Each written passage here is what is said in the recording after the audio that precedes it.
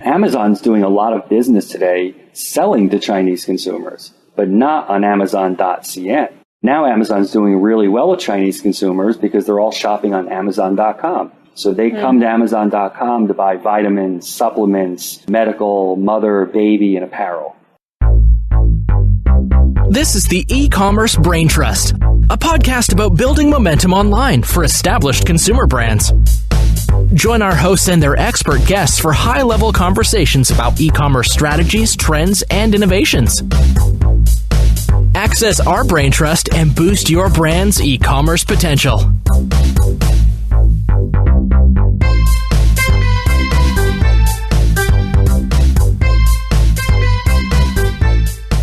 Hello and welcome back to the show. It's great to have you with us again. This is another interview that we recorded at Channel Advisor's Catalyst Conference in San Diego this year, earlier in April. It was a great show.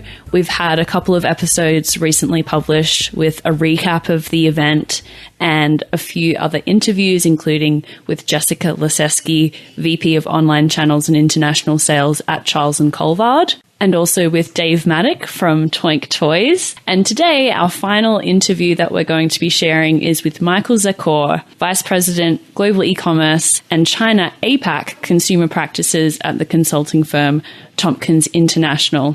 And it was great to interview Michael. He was a speaker at the event, and I attended his session about China's super consumers. And it was a great session.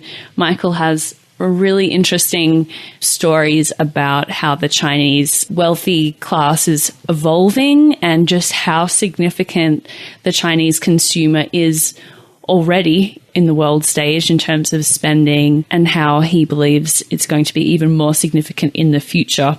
The growth is really quite staggering. So on this interview today, we talk with Michael about brands in China, what brands are doing to access these super consumers in China, what the trends are amongst this group. We also talk a little bit about counterfeiting and how that is an issue both with Amazon and Alibaba and the other Chinese players as well. So I hope you enjoy this interview with Michael Zakkour, recorded at the 2018 Catalyst Channel Advisor Conference.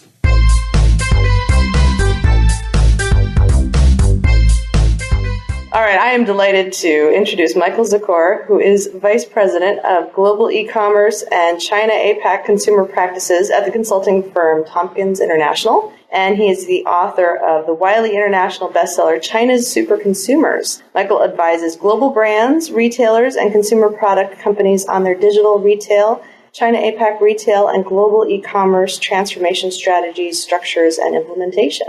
He has more than 20 years' experience in international market strategy and implementation, primarily in China and Asia, where he has assisted more than 400 multinationals. He's also a contributing writer at Forbes and Beijing Review and appears regularly on the BBC, CNN, NBC, CGTN, and in other global online and offline media, sharing his insights on China.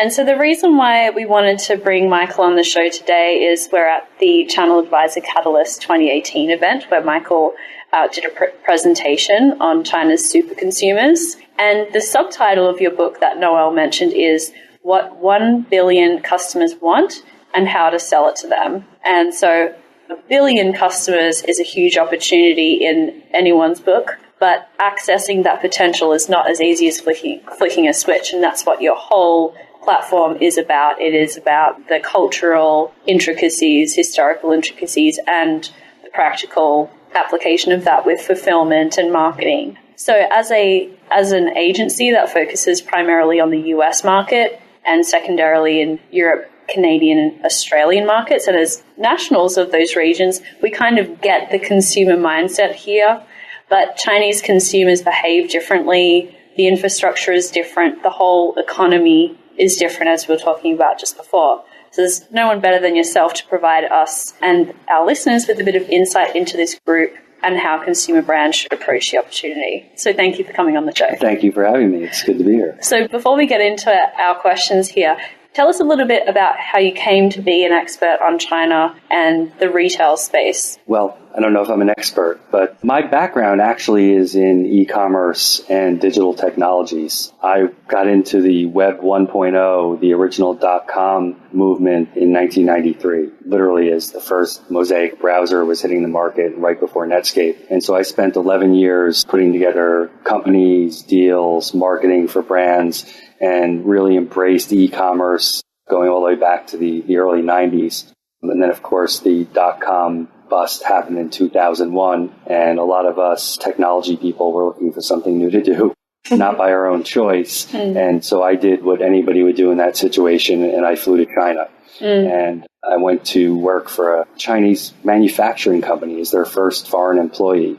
And they had a couple of owners here in the U.S. who thought this China thing was going to be really big someday. So the truth is, I've had two amazing career experiences, first in e-commerce and then with China, so two of the biggest business stories of the last 30 years, and I didn't plan either one of them. So this whole thing, the reason we're speaking today is because it's an accident. A happy accident. A happy accident. Well, it's funny that you mentioned e-commerce, because one of the concepts in your talk is that, I'm doing air quotes here, e-commerce is irrelevant. Channels are irrelevant in China. So tell us a little bit, your story, your talk today was about the super consumer in China and how we have a lot of history in the West around retail and what we're supposed to do and where we're supposed to spend our money and the payments infrastructure and all these things. In China, there's no legacy for any of that. So tell us a little bit about these super consumers in China, where they've come from and what that looks like.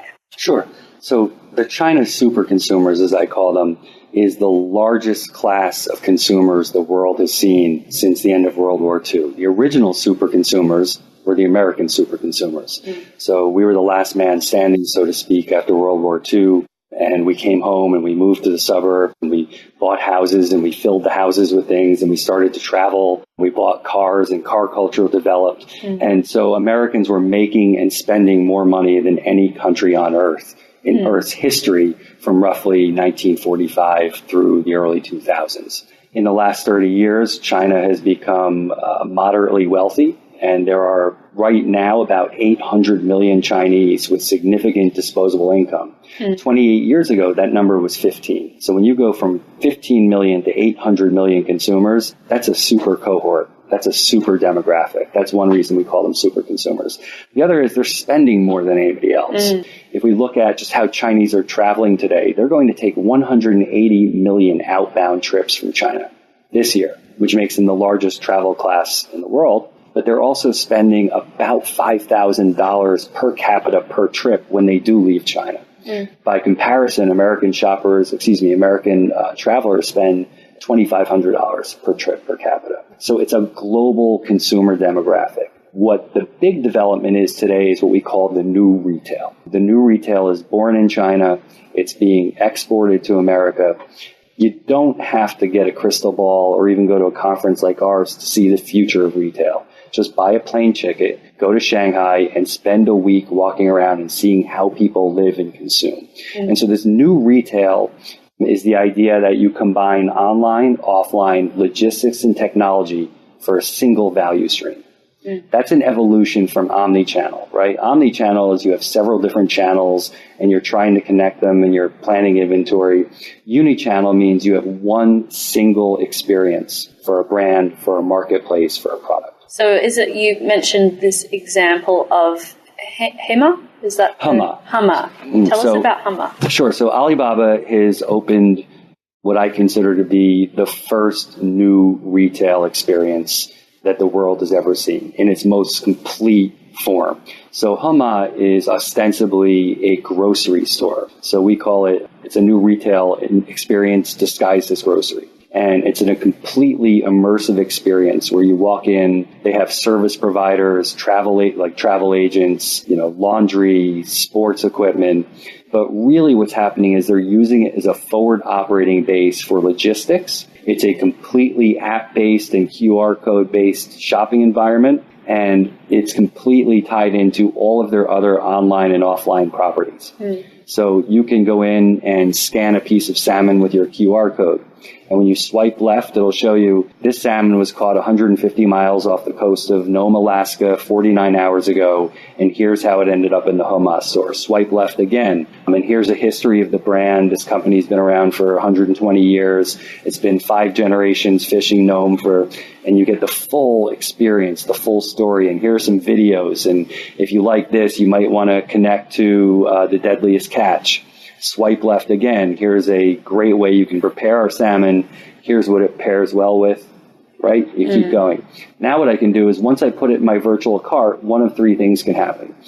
They'll actually cook it for me and anything else I pick out in the store for breakfast, lunch, or dinner. Or I can do appointment delivery 24/7. I'd like it to come to my house at 3:15 p.m., 4:30 p.m., 2 p.m., 3 a.m. Some people like salmon at 3 a.m. I don't. Or it can go into the cart and stay there. And if I decide I want to cook salmon on a Friday night and I tell Hama I'd like this to be here at 4:30 so I can start cooking, then it's there. Now, you're looking for a good wine. Hama has wines. They have rolling carts for wines and spirits and beers. But if you don't see the one you want and you want a French Bordeaux with your salmon, I think you need white wine for salmon anyway, but you get the point. What you can do then is automatically while you're in the store, connect to Tmall Global, their cross-border platform, and you can buy a freshly imported pair of bottles of French Bordeaux, and that's going to get mixed into your bag and brought to your home or served with you at the restaurant right there in the store. And so what you're seeing is it's completely integrated with Alibaba's department stores, street-level wine and spirit shops, with services, and ultimately, here's what makes it new retail.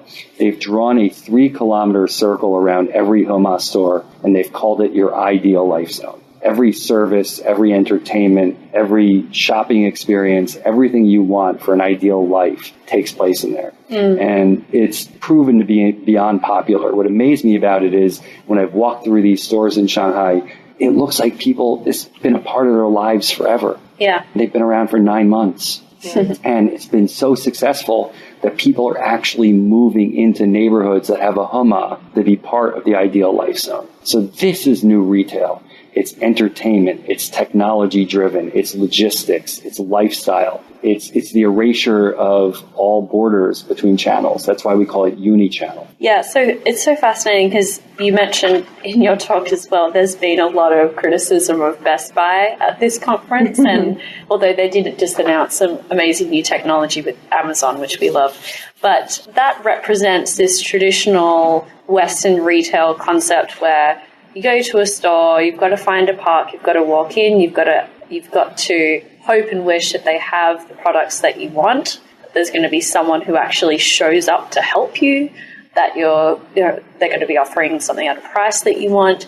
And that's why there's been such a shift to online retail, and Amazon has really facilitated that, because it's a really poor experience most of the time. And there are new retail concepts that are getting traction because they're so different to that old model of was the best that we had for a really long time. And now there's new retail concepts like the one that you mentioned that are coming up where people love that experience. It's a community. It's a place to interact with other people. It's a place to get all these other needs met beyond just needing to get something to eat, needing to replace your television or something like that. Right. So actually a key pillar of the new retail is the rediscovered importance of bricks and mortar. Yes. Right? So the battle between bricks and clicks that's been taking place for 15 years is over, and the winner is the new retail. Which is both clicks and bricks. It's physical. It's and clicks and bricks, and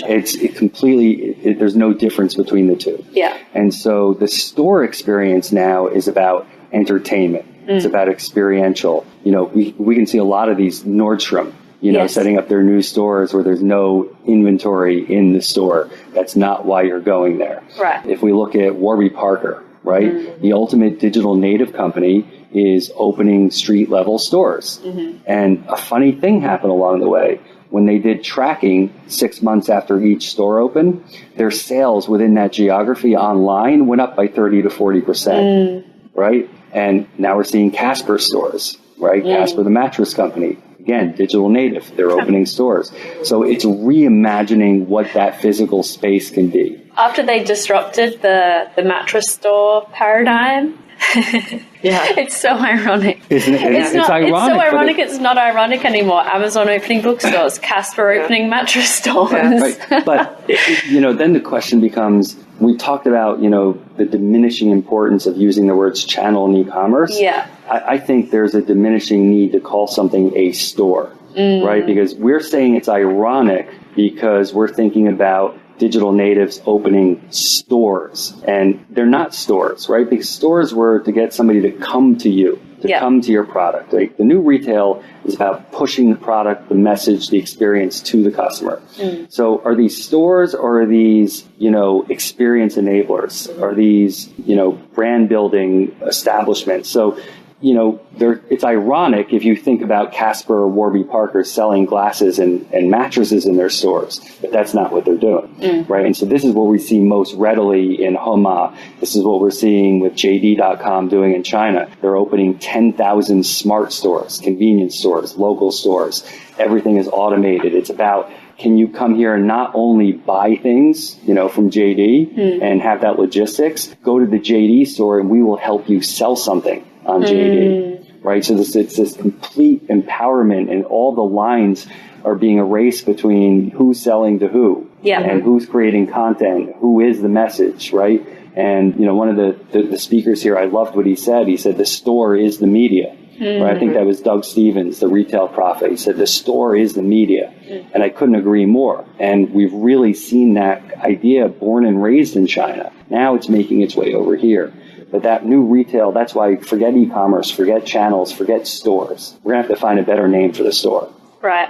It's emotion-based. It's triggering that emotion in the customer where they want to go back and feel that emotion again. Absolutely. Share it. And we love the convenience, right? So when we talk about the 4 pillars of retail: price, convenience, selection, experience. What we don't really get, at least in the U.S. yet, in most cases, on a broad base, is the great experience of shopping online. We get everything else. We get the price, we get the selection, we get a lot of convenience.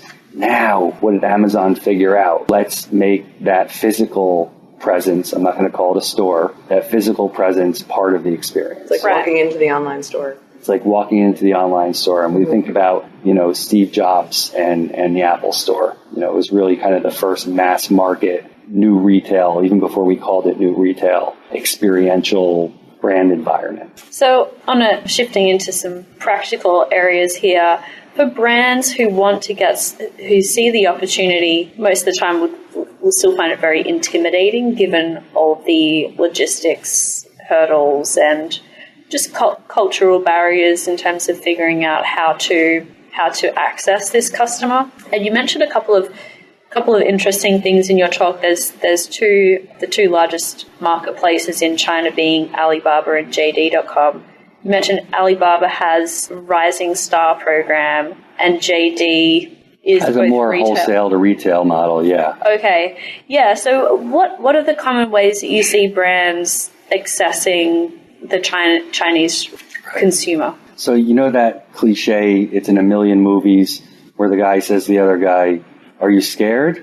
He goes, "Yeah." He goes, "Good, you should be." Right? So if you're a little scared or intimidated by China, you should be. Yeah. It's a huge 20% of humanity. So now you're asking myself, how do I go and address 20% of humanity? And then you understand that it has all the diversity linguistically, geographically, economies, everything that you have in Europe. Just tell us how to do it in 10 minutes. So, just want to start with it's okay to be a little scared. The bright side of things now is, thanks to cross-border, thanks to the new retail, thanks to, what Amazon and Alibaba and JD are doing, there are more tools and choices than there have ever been before on how to sell to China. So the first thing you need to understand is, what are the big ecosystems, right? So that's another thing. Forget channels. We're talking about ecosystems. So the ecosystems in China are the Alibaba ecosystem, the Tencent ecosystem, and the JD, by the way. JD is partnered with Tencent and Walmart. So that is the three-headed dog that has been put together to take on Alibaba and Amazon. Right. So those are the three big ecosystems. Got it. So first, understanding what are all the elements of these ecosystems, what are all the opportunities. So we take Alibaba, for example. 2 or 3 years ago, if you were just thinking about setting up a flagship store and selling stuff, that's what you did. It was a good idea. But now when you look at Hema and online and offline and new retail, there's something much bigger at play here. So understand the ecosystems, understand the habitats that are in those ecosystems. That's number one. Yep. Number two, start with the 4 pillars of every purchase decision in China, right? Culture, history, language, and philosophy. Every purchase decision has a 4,000-year history and a 4,000-year hardwired understanding of that history. So the mistake that a lot of Western brands make is they mistake China modernizing for China westernizing. They will never be us. Yeah. They will buy the same suits and the Burberry scarves and the wine and the watches, but they do it for very different reasons. So that's advice number one. They're modernizing, not westernizing. So use those 4 pillars for an understanding. But then also look at what are all of the tools at my at hand to help me sell to China. So you can start with, there are apps now that allow you to sell direct to a Chinese consumer and fulfill from the United States or Europe or wherever you may be. There are obviously, Tmall and Tmall Global is a flagship or as cross-border. You have the Rising Stars program with Alibaba where you can actually give them inventory and a nominal marketing fee, and they'll do a 90-day test run for you. So the big difference is, if you were to enter the China market, by the way, I just did air quotes on a podcast, so that was kind of silly. But, it was a big capital expenditure if you were a retailer. Even if you just went with a pure distribution model, there was a lot of capital, a lot of risk, a lot of people. You had to set up a business entity, all these things. Now I can literally, go on a couple of cross-border apps and give it a shot. Interesting. Right? So that's one way you can test it. So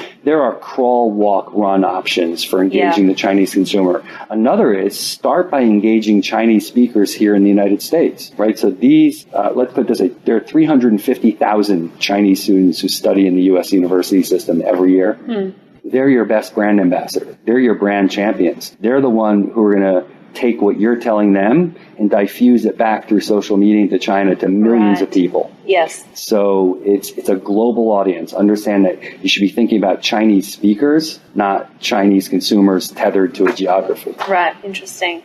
And by the way, I just want to mention something about Amazon. Amazon's doing a lot of business today selling to Chinese consumers, but not on Amazon.cn.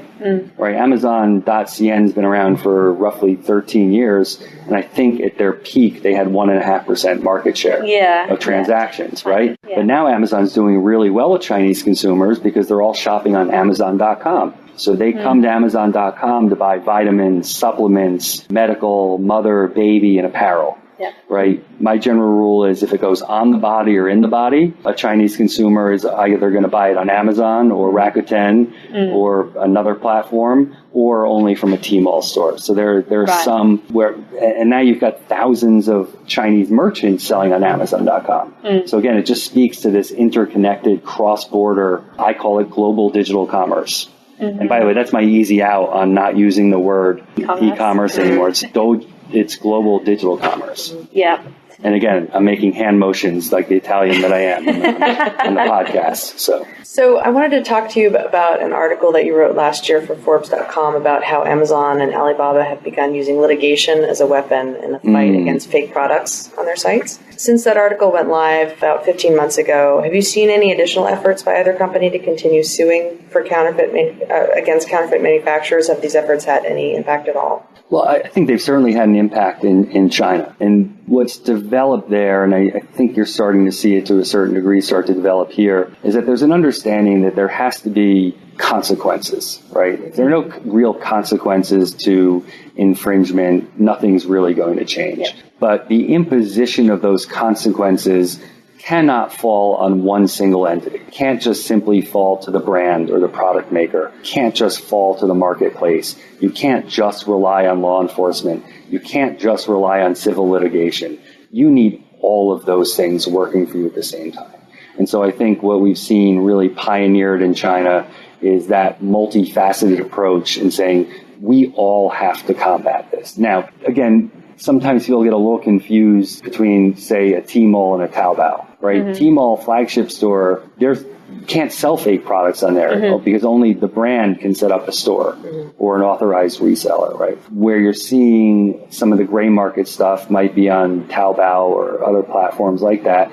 And a lot of that is, yes, there's IP infringement, but there's also a lot of people who are traveling around the world, buying the products, bringing them back to China and selling them C2C. Right. So again, that's kind of on the brand to say, how do I harmonize for a global digital commerce paradigm? But I definitely think there's been improvement, but there's still room for more. I mean, it's still a problem. What can brands in the U.S. do if they start to see, like an Amazon, for example? What can they do right now to protect themselves if they start to see an influx of counterfeits? Is there anything they can do to work with Amazon? Well, I'll be honest with you, I'm not an expert on Amazon's protocols for removing fakes, but I know enough to know that they've taken it much more seriously in recent years. And especially, I think what you're probably referring to is, you see a lot of great innovative brands, start selling online here, and within 48 hours, there's a Chinese version of it. And I think there was the big story about the guy with the exercise machine. Boy, I wish I could remember it. But the point is, it's happening very quickly. Right. Yeah. And so how do you keep up with it when, and the way I approach it with my clients is when they ask me, how do we do a staggered launch? Should we launch our tech product in the US and then Europe and then China? And what I try to get brands to understand is, in the world we live in today, there's no such thing as a staggered launch. The day you go live in one marketplace, one country, you are live globally. Yeah. Right? And so plan for that. Plan and have contingencies. Have an action plan. Don't wait for it to happen to you. Right? Go out and protect yourself to begin with. For instance, IP. Let's just deal like IP registration in China. Yeah. China is a first-to-use country, not a first-to-file. Right. So something as simple as, even if you think it'll be 10 years before you're ever going to sell a product to China, it doesn't matter. Go register your IP in China. Right. Yeah. Now we have fun questions. Oh, fun questions. Okay, purple. If you haven't guessed. Yeah, you didn't guess. So what's been the most surprisingly successful brand in China that you've seen? Well, I think Starbucks is one of them. They told Howard Schultz a long time ago you couldn't sell coffee in China. 3,000 years of tea drinking. But he went back to the 4 pillars and saw what other people couldn't, which is, there was tea drinking, but it was done in tea houses.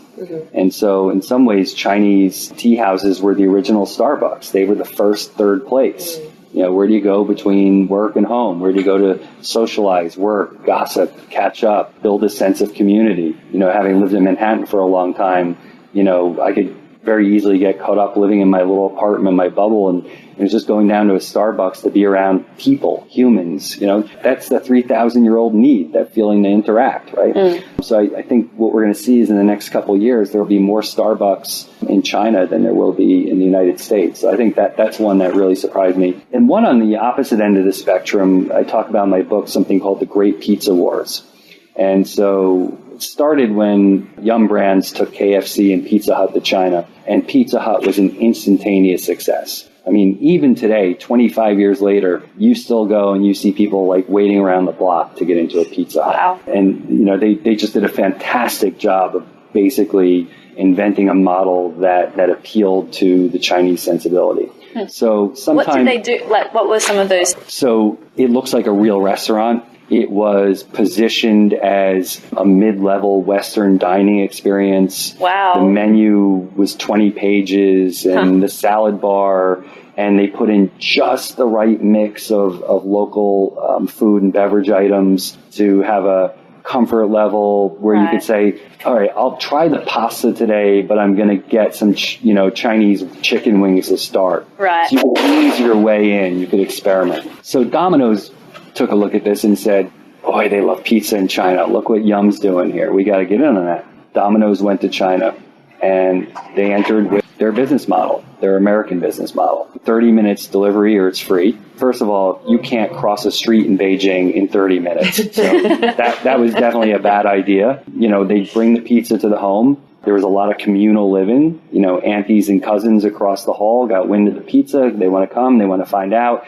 Dad's like cutting postage stamp size pieces of pizza to feed the whole family. He thinks next time I got to order 4 of these to feed everybody. I can't afford 4 of these. He's kind of the Chinese Woody Allen. He's getting very, So what does he do? He doesn't order again. It can't get there in 30 minutes. Domino's is losing money. They can't deliver. Here's the bottom line. It wasn't the pizza, right? So in my Starbucks story, it wasn't the coffee. It was the culture. Well, with these guys, it wasn't the pizza. It was the experience. Yeah.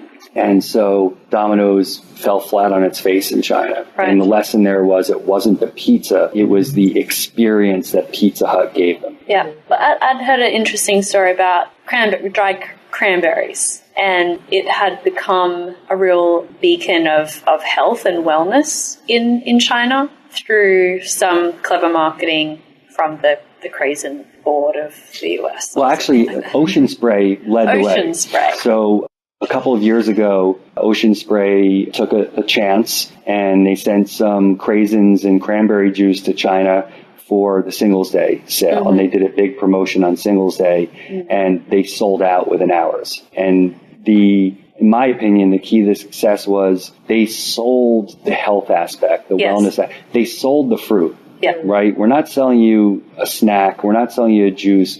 We're selling you a fruit concept. And that's a taste that's not normal to the Chinese palate, that very sharp, acidic. And so they did very well, and they used that Singles Day success to build and build. And they're doing a really healthy business, no pun intended, in China, selling the craisins. And so we've got some other American companies who are looking to replicate that model, but that's a perfect example. All right. Well, I want to use one of your quotes. Okay. I'm gonna read. God. When my wife says that to me, it doesn't usually go well for me. This will be okay. This is a good one. I like this. Okay. If globalization got pregnant and had twin boys, they would be named Jeff Bezos and Jack Ma. Correct. I love it. So, pivoting on that, who's more likely to take over the world, Amazon or Alibaba? Well, Jeff definitely has the "I'm taking over the world" laugh. Yeah. So if we were, and that look in his eye. Yeah, if we were just basing it on laughs alone, I'd go with Mr. Bezos. But Jack's an incredibly charming, and he's an amazing public speaker, and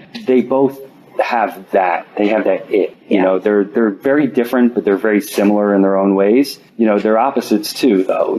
Jeff is a tech guy at heart. He's a programmer. He's a finance guy. Jack is a dreamer. So I think Jeff is the quantitative data, and Jack is the qualitative data. Right. And when I think about how they compare, I think it's also reflected in the businesses that they run. Do you think they FaceTime at night? I like to think that WeChat, WeChat. You would think they should, actually. But, Jack is interesting because, he's actually said, we want basically Alibaba to become the 9th largest economy in the world. So he almost in some ways views Alibaba is a benevolent nation state that's going to empower and enable people around the world to do business. And he's very sincere about that. This is not smoke with him. So he's doing things like he was just in Thailand this week and just signed an agreement with the government of Thailand to start building e-commerce centers, logistics centers. And by the way, we're going to help train your citizens and your companies on how to participate in the global digital e-commerce ecosystem. So he's saying it, but he's doing it. He also has something called the Electronic World Trade Platform. And so that's his version of how the 5 news I talked about, new manufacturing, new finance, new retail, and new supply chain will create a new world. So on the other side, I think Jeff's got similar ambitions. As he's globalizing Amazon, they do it a little bit differently. Generally it's let's take the Amazon model and plant it in a market and, let's do all the great things we can with customer centricity. Where did customer centricity come from? It came from Jeff Bezos. That's not a term I made up, but certainly when I pair it with the centricity and the customer contribution, it becomes a different thing. But that really was a Jeff Bezos thing. So am I going to place my bet on either one of them? No way. My bet is on 5 or 6 major new retail titans emerging that will likely have, combined 70% of digital commerce share around the world going forward. So who are our candidates? Obviously, Amazon, Alibaba, JD, Tencent, Walmart, But, look out for Target and look out for people like Carrefour. I mean, they're all trying too, but there are some likely candidates who are going to kind of own the global space. Thank you so much for joining us on the podcast today. Thank you for having me. It was a pleasure.